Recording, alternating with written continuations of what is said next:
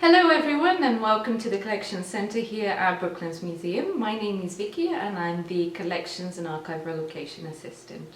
I'm Anna, I'm the Collections Care and Documentation Officer, and we're going to show you a few highlights from the collection.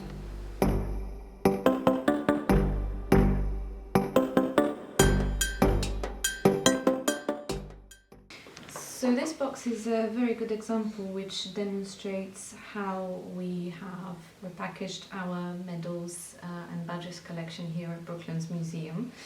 So the way in which we have mounted these medals is on a material called plastozote.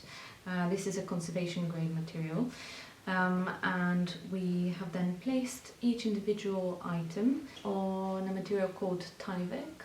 And this allows us to have an easy grip and remove the item as quickly as possible from its own individual mount.